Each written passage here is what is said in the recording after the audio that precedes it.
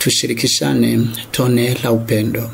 Karibu mpendwa msikilizaji katika homilia ya Jumapili ya pili ya Pasaka, ambapo Jumapili ya leo ni Jumapili ya huruma ya Mungu. Anayekuletea homilia hii ni mimi, Padre Abias Mkwetu Tadeo, misionari wa damu takatifu ya Yesu. Masomo yetu, somo la kwanza linatoka katika kitabu cha Matendo ya Mitume, sura ya 5, aya 12 hadi ya 16. Kwa mikono ya mitume zilifanyika ishara na maajabu mengi katika watu.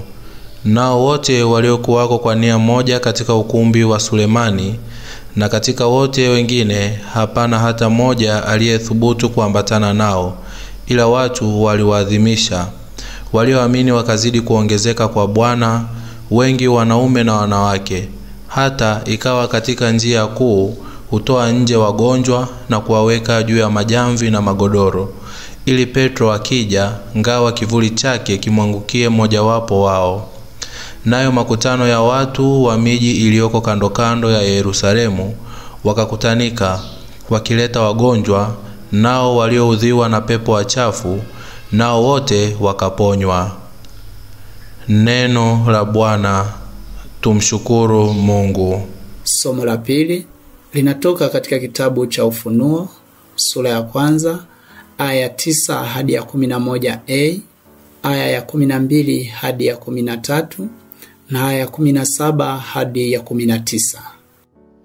Mimi Yohane, ndugu yenu na mwenye kushiriki pamoja nanyi katika mateso na ufalme na subira ya Yesu Kristo, nalikuwa katika kisiwa kiitwacho Patmo kwa ajili ya neno la Mungu na ushuhuda wa Yesu. Nalikuwa katika roho siku ya Bwana, nikasikia sauti kuu nyuma yangu, kama sauti ya baragumu, ikisema, haya uyaonayo uyaandike katika chuo, ukayapeleke kwa hayo makanisa 7. Nikageuka nione ile sauti iliyosema nami, na nilipogeuka niliona vinara na taa 7 vya dhahabu, na katikati ya vile vinara nikaona mtu mfano wa mwanadamu, amevaa vazi lililofunika miguu na kufungwa mshipi wa dhahabu matitini. Nami nilipomwona nilianguka miguuni pake kama mtu aliyekufa. Akaweka mkono wake wa kuume juu yangu, akisema, usiogope, mimi ni wa kwanza na wa mwisho na aliye hai. Nami nilikuwa nimekufa, na tazama, ni hai hata milele na milele. Nami ninazo funguo za mauti na za kuzimu. Basi uyaandike mambo hayo uliyoyaona, nayo yaliyopo, na yale yatakayokuwa baada ya hayo. Neno la Bwana. Tumshukuru Mungu. Na Injili inatoka katika Injili ya Yohane, sura ya 20, aya 19 hadi ya 31.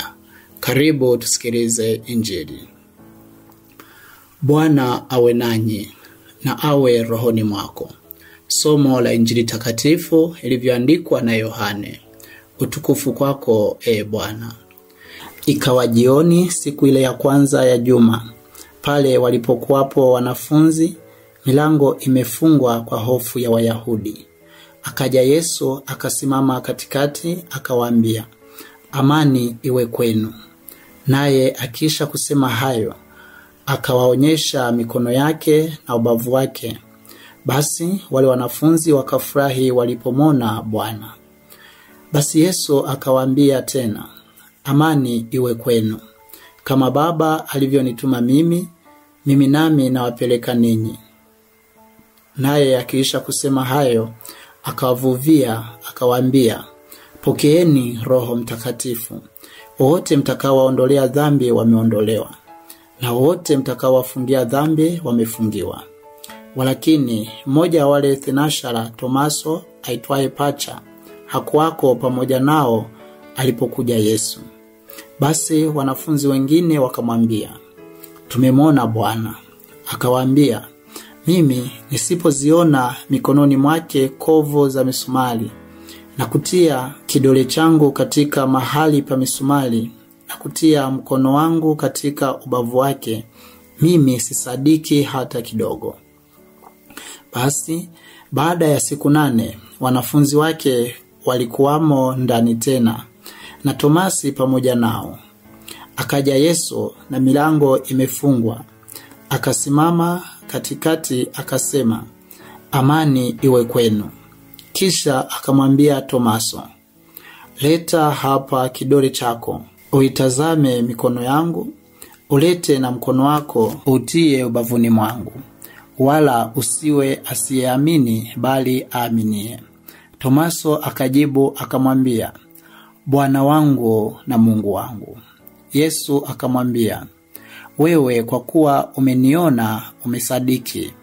Waheri wale wasioona wakasadiki.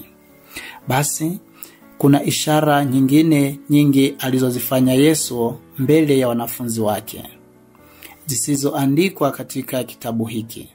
Lakini hizi zimeandikwa ili mpate kuamini ya kwamba Yesu ndiye Kristo, mwana wa Mungu, na kwa kuamini muwe na uzima kwa jina lake. Neno la Bwana. Sifa kwako, Kristo. Leo ni Dominika ya pili ya Pasaka, siku ya 8 katika oktava ya Pasaka. Lakini pia leo tunaadhimisha na kuomba huruma ya Mungu katika maisha yetu, katika familia zetu, jumuiya zetu na jamii zetu. Tumshukuru Mungu ambaye mara zote ametuonea huruma na anaendelea kutuonea huruma pamoja na mapungufu yetu ya hapa na pale. Tumombe Mungu atuhurumie kwa mara zote tulizoenda kinyume na mapenzi yake, tukakosa huruma kwa wale tunaoishi nao, kwa wale tunaowatumikia na kuwaongoza. Badala yake tukawa chanzo cha maumivu, mateso na majeraha kwao. Tuiombee dunia yetu huruma ya Mungu kwa mara zile ambazo tumeenda kinyume na mapenzi yake. Tuwaombee walegevu, tuwaombee wale waliojifungia mlango wa neema na kuendelea kuishi katika dimbwi la dhambi ili wamrudie Mungu. Masomo yetu yanatusaidia kutafakari juu ya huruma ya Mungu inayotenda kazi ndani ya Kristo mfufuka. Somo la kwanza linalotoka katika kitabu cha Matendo ya Mitume linaonesha huruma ya Mungu inavyojidhihirisha kwa wagonjwa na walio dhaifu kupitia mtumishi wake Petro. Mpendwa msikilizaji, nguvu ya Kristo mfufuka inatenda kazi kupitia mtumishi wake Petro, na watu wanaonja huruma ya Mungu. Petro alikuwa mtu wa kawaida sana, tena mvuvi kabla ya kukutana na Kristo. Lakini kwa kuvuviwa Roho Mtakatifu na kupewa uwezo, sasa watu wanafaidika na kupata baraka na uponyaji kutoka kwa Petro. Uponyaji wao ulitegemea imani isiyotikisika juu ya nguvu alionayo mtumishi wa Mungu Petro. Nguvu ile walionayo ya Roho Mtakatifu waliyevuviwa na Yesu mfufuka inatenda kazi ndani mwa Petro. Hii inatufundisha kuwa Roho wa Mungu anatenda kazi ndani ya watumishi wa Mungu waliowekewa mikono na kupakwa mafuta wakampokea Roho Mtakatifu. Wanapotenda kadiri walivyoamriwa, tendo hilo linatendeka na linaacha matunda, kwani ni Roho huyo huyo anayetenda kazi ndani mwao. Wanapowatakasa watu na kwa kuondolea dhambi, kweli wanaondolewa na kubaki huru, kwani Roho huyo huyo waliyempokea na uwezo aliopewa ndio unaofanya kazi hiyo takatifu. Wanapobariki kitu au watu, kweli wanabarikiwa, kwani ni Roho huyo huyo anayetenda kazi ndani mwao. Hivyo tunaonja huruma ya Mungu kupitia watumishi wake na wawakilishi wake hapa duniani. Somo la pili linaonesha huruma ya Mungu kwa waliotengwa na waliopo kifungoni. Yohane yupo kifungoni na ametengwa na jamii yake, lakini katika kifungo hicho, pamoja na kutengwa na jamii yake, anaisikia sauti ya matumaini itokayo kwa Kristo. Sauti hiyo ni sauti ya amani ikimwambia usiogope.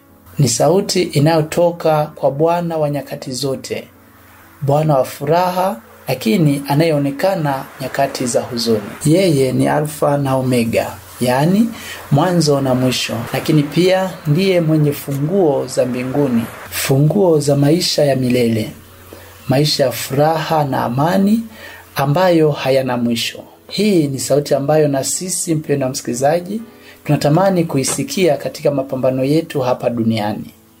Na sauti kama hii inasikika masikioni mwa aliyeko kifungoni mwa dhambi wakati wa sakramenti ya upatanisho, pale kuhani anaposema, nenda na amani, dhambi zako zimeondolewa.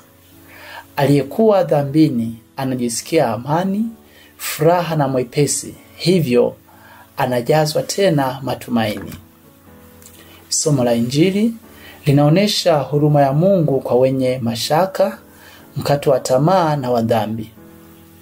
Somo hili linaonesha wafuasi wakiwa wamepoteza tumaini, wako katika hofu, mashaka na mkato wa tamaa umewazunguka. Hawajui mwisho wao na pia hawajui hatima ya imani yao. Pengine nao walitegemea kuuawa, kwani watu wameshawatambua kuwa ni wafuasi wa Yesu waliyemuua. Hivyo wamefunga milango na madirisha, hawaruhusu mtu mwingine aingie, na pengine hawataki kusikia sauti inayotoka nje, wala upepo wa nje hawataki uingie ndani. Wapo katika upweke mkubwa, wanajiona hawaendani na jamii inayowazunguka. Tunaweza kusema wamekufa kwenye jamii. Katika hali hiyo, wanaisikia sauti ya matumaini mapya, sauti ya amani na uzima, sauti inayowafanya wazima na hai. Wanapata amani ambayo dunia imeshindwa kuwapa, jamii imeshindwa kuwapa, na mazingira yao yameshindwa kuwapa. Hii ni amani ya kimungu inayowafanya hai na kurudisha matumaini, na hapo wanatambua kuwa sio wao waliokufa kwenye jamii, ila ni jamii inayowazunguka iliyokufa. Hivyo wanapaswa kuifufua na kuifanya upya kwa mafundisho na kuwatakasa kwa kuwaondolea dhambi. Haya ndiyo matunda ya toba ya kweli. Dhambi ina asili ya kuondoa furaha na amani na kutufanya mara zote tujione wenye hatia mbele za Mungu. Dhambi ina asili ya kuzalisha dhambi nyingine na kuendelea kutufunga katika kifungo hicho. Mwisho wa siku ni kukata tamaa ya kuikimbilia huruma ya Mungu. Tunapokata tamaa kuikimbilia huruma ya Mungu, tunatengeneza kilema au uzoefu sugu wa dhambi fulani, ambao mwisho wa siku unaondoa mvuto wa kutenda wema na kuona hakuna uwezekano tena wa kushinda. Hapo tunaifungia mlango huruma ya Mungu. Mpendwa msikilizaji, tunapaswa kuelewa huruma ya Mungu ni kubwa kulinganisha na dhambi zetu. Hivyo tusichoke kuitafuta huruma yake, kwani mtakatifu ni mdhambi aliyetambua ukuu wa huruma ya Mungu, akajikabidhi kwenye huruma hiyo, na mwishoni akastahilishwa utukufu mbinguni. Mpendwa mtoto wa Mungu, kama nilivyosema katika utangulizi, leo tunaadhimisha na kuomba huruma ya Mungu. Lakini pia sisi wenyewe tunajiombea tuweze kuwa na huruma kwa wenzetu, kwa wadogo zetu, walioko chini yetu na watu wote. Tunapotafakari juu ya sherehe ya huruma ya Mungu, tuanze kuona maana na sifa ya huruma hii. Huruma ni kuingia katika hali ya mtu mnyonge, ni kushuka kabisa mpaka kugusa hali alionayo mnyonge. Fundisho hili tunalipata kwa Yesu anayebeba uso wa huruma. Tunaposoma Injili ya Mathayo sura ya 9 aya 35 hadi ya 39. Katika sehemu hii mwinjili anatuambia kuwa Yesu, kwa kuyaona yale makundi ya watu waliomfuata, aligundua kuwa wamechoka na kuishiwa nguvu. Wamepotea, hawana mtu wa kuwaongoza. Ni mfano wa kondoo wanaotangatanga huku na huko bila mchungaji. Akasikia huruma sana kwa ajili yao. Hivyo huruma inaanza kwa kuhisi udhaifu alionao mwingine. Yesu kuwahurumia hao waliokuwa wanamfuata, alisukumwa na maumivu aliyoyaona kwao. Alisukumwa. Kuchoka kwao kunaweza kukawa kumesababishwa na kukosa uelekeo moja tu, kwani wanatangatanga tu, wanatembea huku na huku wakitafuta malisho bila kuyapata. Anachokisisitiza Yesu hapo ni kwamba watu walikaa muda mrefu bila kupata mafundisho sahihi na mwongozo sahihi. Matokeo yake wakaanza kujitafutia mafundisho yao wenyewe. Viongozi waliopewa nafasi ya kuwaongoza walishindwa kutoa mafundisho yaliyokidhi mahitaji yao, mafundisho ya haki, mafundisho ya usawa, upendo na msamaha.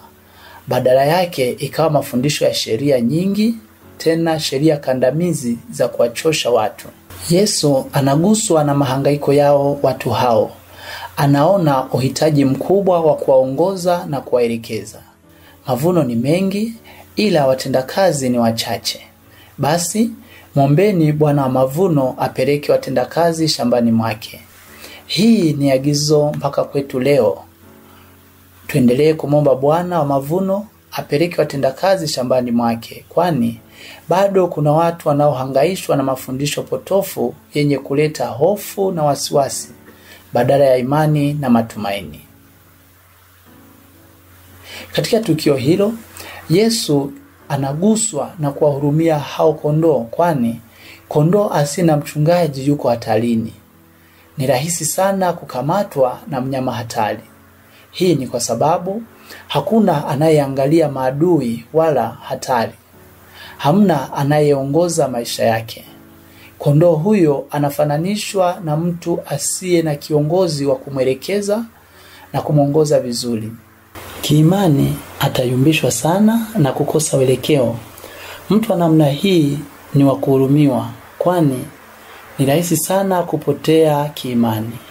Yesu anaguswa na watu hao, anatamani akae nao mwenyewe awaongoze. Kwa hiyo mpendwa msikilizaji, katika maana hii ya kwanza tunaendelea kujifunza kuwa na huruma kwanza ni kuwa tayari kuingia katika hali ya mtu mnyonge, kuona maumivu yale ambayo mnyonge anayasikia, lakini kuwa na hamu ya kushuka na kuweza kumsaidia. Maana ya pili ya kuwa na huruma au kumhurumia mtu ni kuingia kwenye hali yake na kuvaa viatu vyake. Hii ni kuonja mateso na maumivu yake na kutaka kumwinua kutoka katika hali hiyo. Huruma sio tu msamaha. Msamaha ni sehemu tu ya huruma. Huruma inavuka mipaka ya kusamehe. Huruma inatualika kushuka huku tukimsikitikia yule anayeteseka kwa lengo la kumwinua. Huruma ni kushuka chini na kumwinua anayehangaika. Hiki ndicho Mungu alikifanya kwa mwanadamu. Alimtoa mwanaye wa pekee akae na wanadamu katika hali zao zote za kibinadamu isipokuwa dhambi. Waraka kwa Waebrania unatufafanulia wazo hilo unapotuambia yeye aliye Mungu hakuchukua umbo la malaika bali la mwanadamu ili afanane na mwanadamu. Yeye aliyeteswa anaweza kumsaidia yule aliye katika mateso. Tunasoma katika waraka kwa Waebrania sura ya 4 kuanzia aya ya 1 hadi ya 14. Hiyo ndiyo huruma na hiyo ndiyo maana ya huruma. Kumbe huruma ni kuwa tayari kushuka na kuwainua wale wote walioko chini. Kumwonea huruma mtu ni kuwa tayari kushuka. Na hili tunaliona katika Injili ya leo. Ile hamu ya Mungu kukaa na watu wake tunaliona katika agizo ambayo Yesu analitoa leo.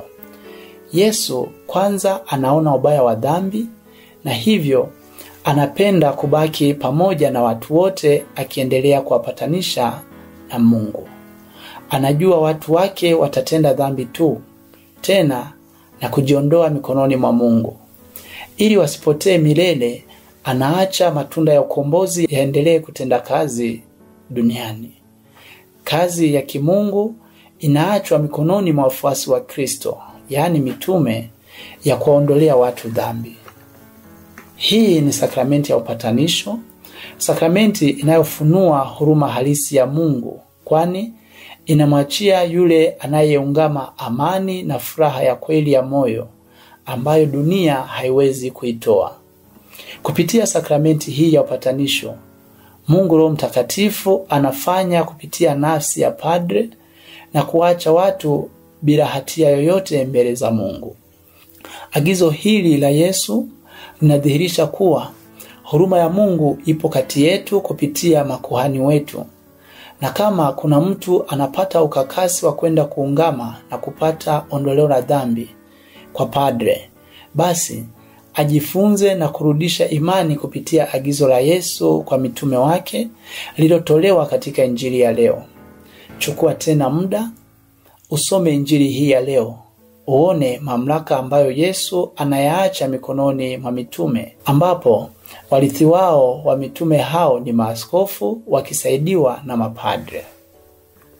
Hivyo mpendwa msikilizaji, kuna watu wanaendelea kuwadanganya na kuwapotosha watu wengine kuwa yawezekanaje mwanadamu akakuondolea dhambi?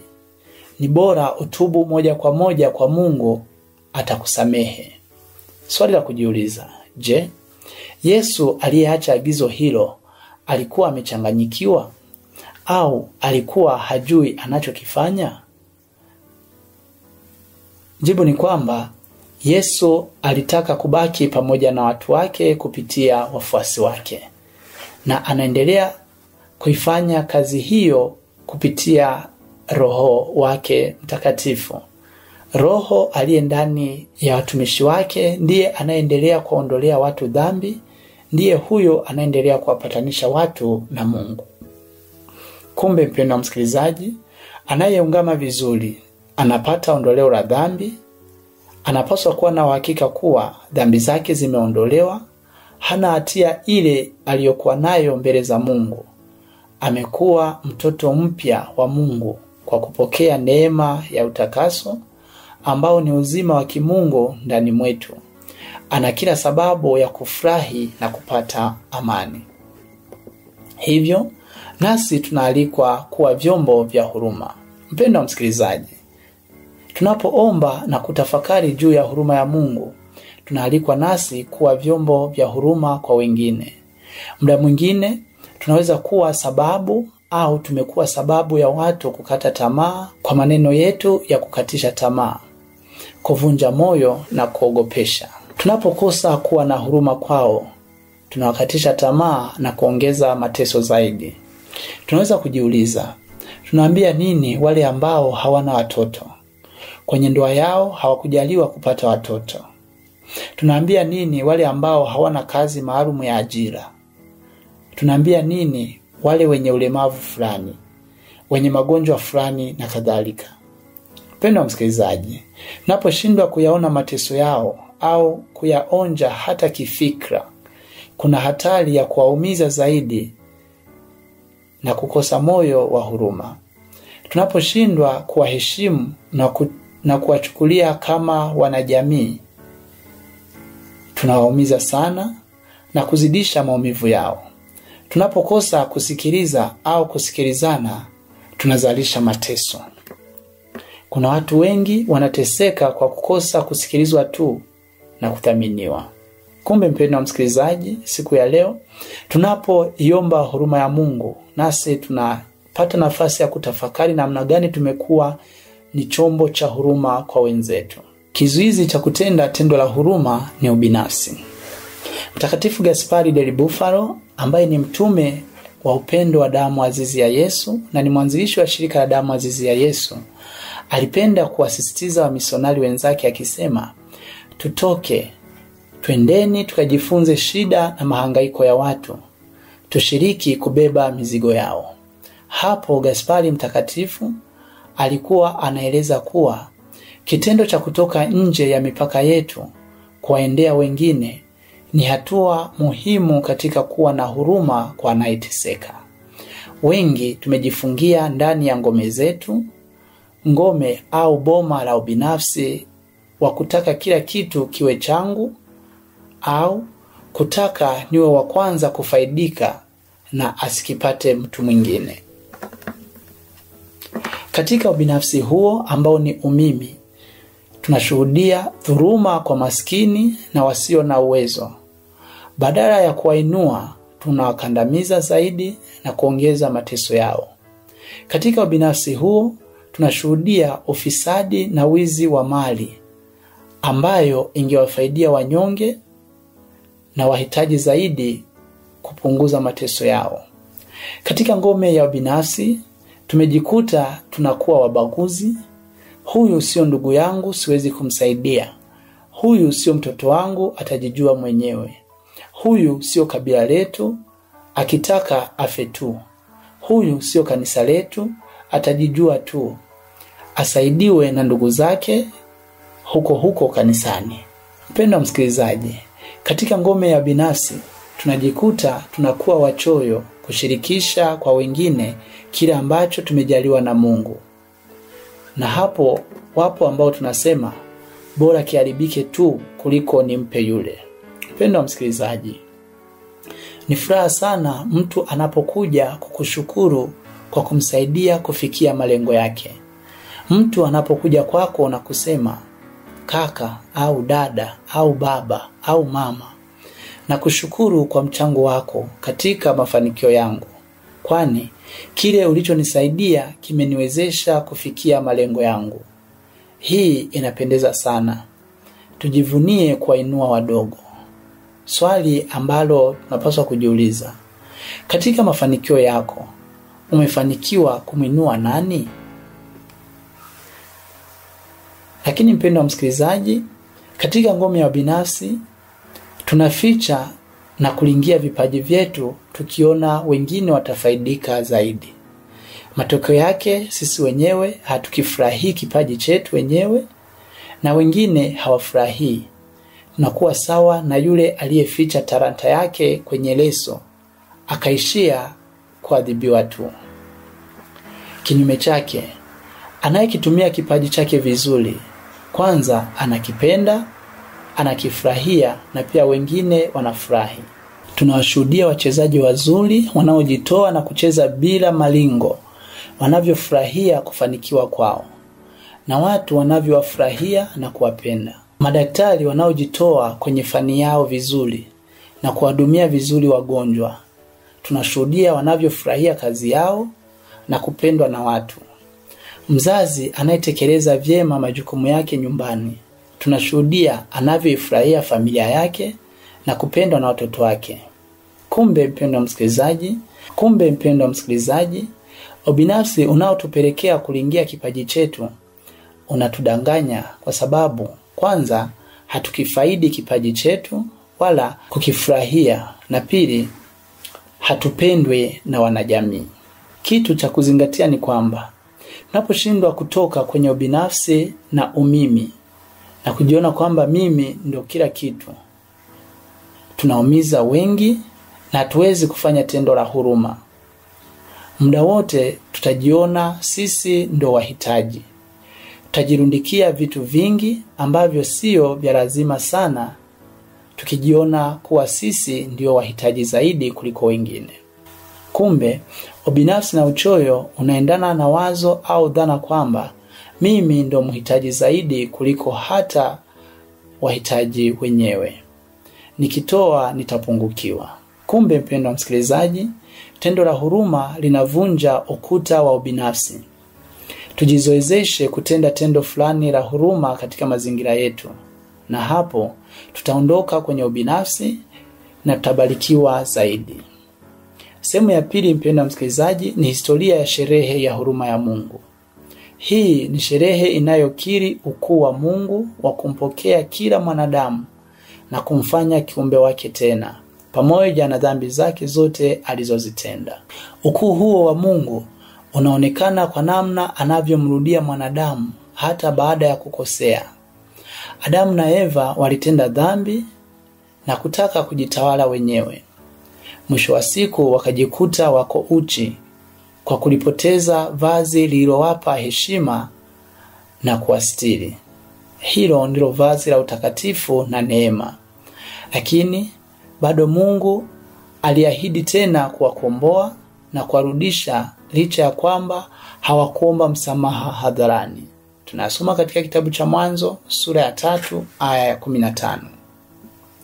Lakini mpendwa msikilizaji, ukuu huo wa huruma ya Mungu unaendelea kuonekana tena kwa namna Mungu anavyoliunda taifa lake teule kwa kuanza kumuita Ibrahimu na kutengeneza taifa la Israeli, ambalo kupitia hilo Yesu Kristo, nafsi ya pili ya Mungu, akaja duniani na kukaa na watu.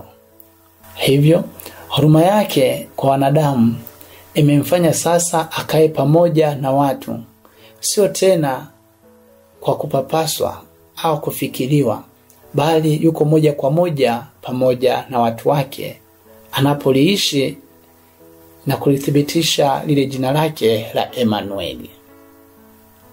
Na ukuu wa Mungu pia unaendelea kuonekana kwa Mungu kuanzisha kanisa lake, ambalo wajibu wake mkubwa ni kuwafanya mataifa yote kuwa watoto wa Mungu, kama tunavyosoma katika Injili ya Mathayo sura ya 28 aya ya 18 hadi ya 20. Na kwa kupitia sakramenti ambazo tunazipata kutoka kwenye kanisa hili, tunaendelea kuonja upendo halisi wa Mungu na kuendelea kuifurahia huruma yake. Na kwa kupitia mafunuo ya Yesu kwa Mtakatifu Faustina miaka 1930, anaendelea kuonesha namna huruma ya Mungu ilivyokuu kwa wanadamu, akionesha ukubwa wa sadaka ya Yesu msalabani na namna watu wanavyopuzia sadaka hiyo na huruma ya Mungu kwao. Kupitia kwa Mtakatifu Faustina, Yesu anaagiza watu wairudie huruma ya Mungu. Hata mdhambi anayejiona hana thamani kwa Mungu, aijongee tena huruma ya Mungu ataipata. Yesu anaagiza ienezwe ibada ya huruma ya Mungu kwa watu wote ili wamrudie Mungu. Yesu anafunua moyo wake ulio wazi na tayari kumpokea mtu yeyote anayemkimbilia. Kupitia kwa Mtakatifu Faustina, Yesu anaagiza itengwe Dominika moja ya kuadhimisha upendo wake unaofunua huruma ya Mungu kwa watu wote. Dominika hiyo itumike kuomba huruma ya Mungu kwa dunia nzima, hasa wakosefu wanaoishi bila neema.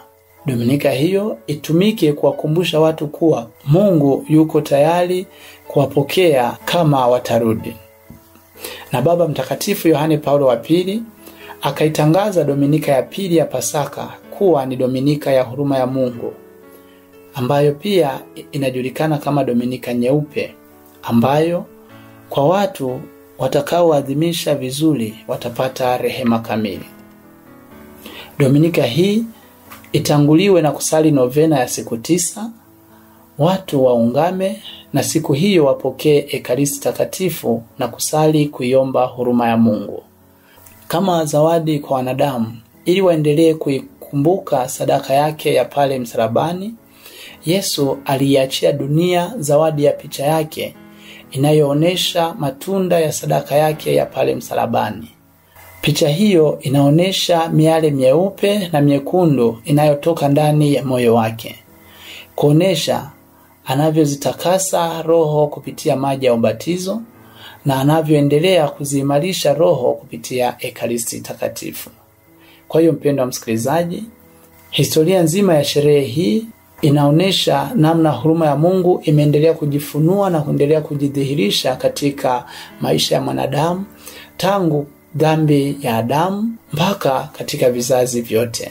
Namna Mungu alivyotenda kazi katika historia ya ukombozi, lakini pia namna huruma ya Mungu inajifunua kupitia maisha, mateso, kifo na ufufuko wa Bwana wetu Yesu Kristo, na baadaye ndani ya kanisa lake. Na katika karne ya 20 kupitia Mtakatifu Faustina, Yesu mwenyewe anaifunua huruma yake katika ulimwengu wetu wa leo.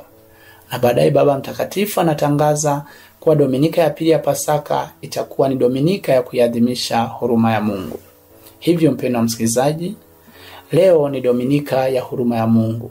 Tuiombe, tuikimbilie na tuionee thamani huruma hii, kwani pasipo huruma hii ya Mungu hatuwezi kufika kwake. Kwa dhambi zetu tunajiondoa mikononi mwake. Asipotuhurumia na kutupokea tena, tunaangamia. Katika somo la kwanza, wale walioona nguvu ya uponyaji ndani ya Mtume Petro ndio waliopona. Huruma ya Mungu itatuponya kama tutaikimbilia.